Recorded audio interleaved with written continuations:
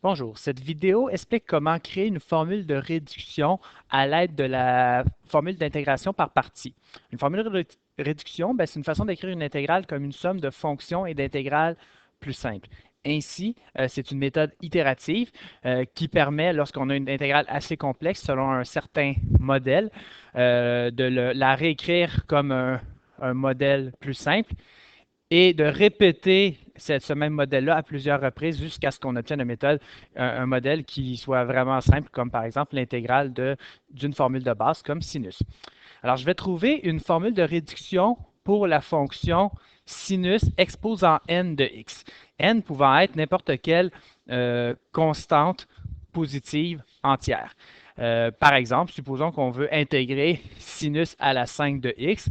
Alors, on va pouvoir appliquer la formule de réduction que je m'apprête à trouver. Alors, pour ce faire, on va poser une intégration par partie. Alors, ici, c'est comme si on séparait le sinus à la n de x comme étant sinus à la n-1 de x fois sinus de x. Ainsi, notre intégrale, je la réécris ici. Donc, l'intégrale de sinus à la n de x dx peut être écrit comme étant égal à sinus à la n-1 de x fois sinus de x, donc l'intégrale dx. Donc, on vient séparer pour avoir un produit de deux fonctions et ainsi pouvoir poser un changement de variable. Je vais poser u comme étant égal à sinus à la n-1 de x dx et mon dv sera égal à sin de x dx. Ce faisant, j'obtiens que la dérivée de sin à la n-1 de x dx, on applique la formule de l'exposant. Donc, n-1 fois sinus à la n-1 moins 1, autrement dit sinus à la n-2 de x fois la dérivée de sin fois cos. Là, j'ai oublié d'écrire que j'étais en train de calculer du. Alors, je vais l'écrire ici. Du est égal à, et évidemment, mon dx à la toute fin.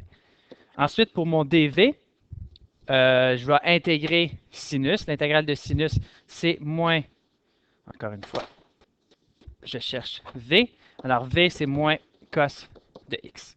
Alors, ça, c'est mon gros changement de variable. Alors, je vais appliquer maintenant la formule d'intégration par partie. Alors, ça va quand même prendre un peu d'espace. Je vais voir si ça rentre ici. Alors, on va avoir u fois v. Donc, on a le moins que je peux écrire en premier ici. Sinus à la n-1 de x fois cos de x, plus l'intégrale de VDU. Donc, dans VDU, donc on a, entre autres, dans DU, la constante n-1. Je vais la mettre en évidence. Je vais avoir dans l'intégrale sinus à la n-2 de x. Et on a deux fois cos et on a un moins. Alors, je viens changer le signe ici pour un plus. Et on a cos carré de x dx. Alors, en quoi est-ce que cette nouvelle intégrale est plus facile? Bien, vous allez voir, le cos carré de x, on l'a vu précédemment, on peut appliquer une formule, une identité trigonométrique. Alors, j'ai moins sin n-1 de x cos de x plus n-1 fois l'intégrale de sin n-2 de x.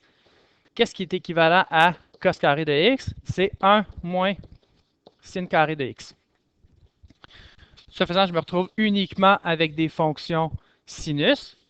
Alors, j'ai ici moins sinus exposant n-1 de x, cosinus de x, plus n-1 fois, maintenant, on peut distribuer ici le sinus aux deux termes.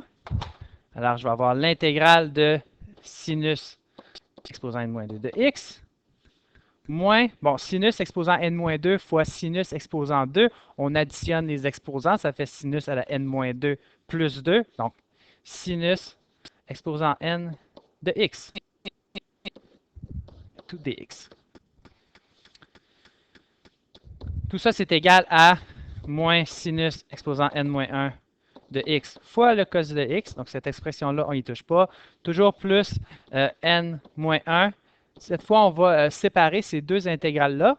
Donc, fois l'intégrale de sin à la n-2 de x dx, moins, donc le n-1, je vais le distribuer aussi, l'intégrale de sin à la n de x dx. Et là, on réalise que comme dans un cas précédent, on peut poser que i était l'intégrale de départ. Autrement dit,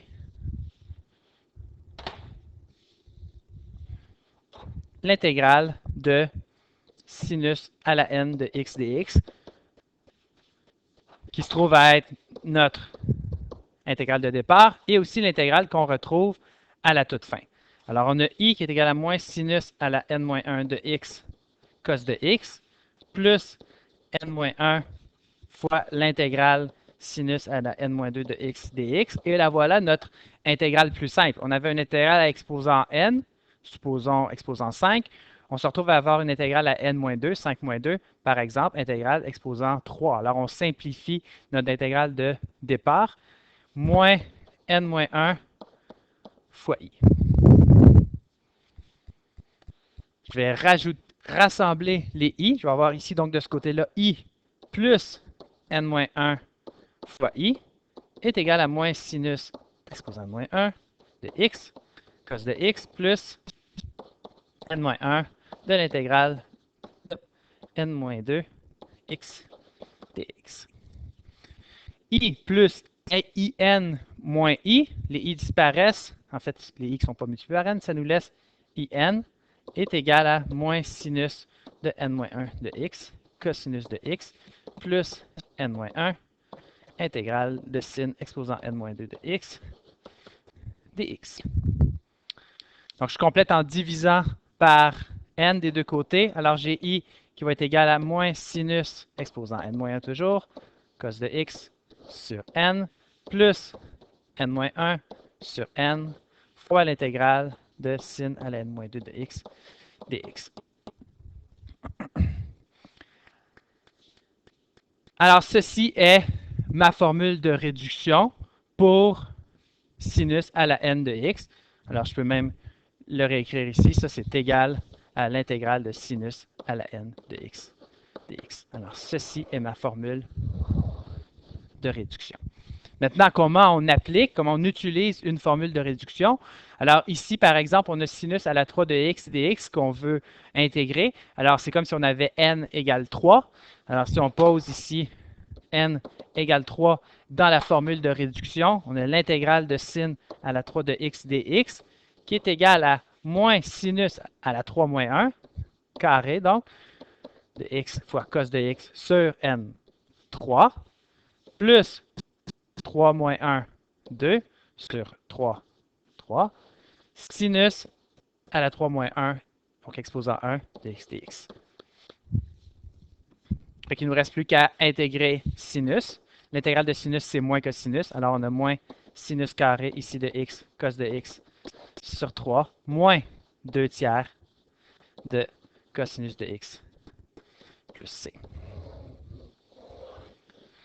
Alors, l'intérêt d'une formule de réduction, par exemple, supposons qu'on a un programme informatique dans lequel on veut intégrer n'importe quelle puissance de sinus de x, on pourrait rentrer cette formule de réduction et la faire appliquer de manière itérative, donc lui faire rentrer dans une boucle et elle obtiendrait la solution et on n'aurait pas à apprendre à notre programme à intégrer.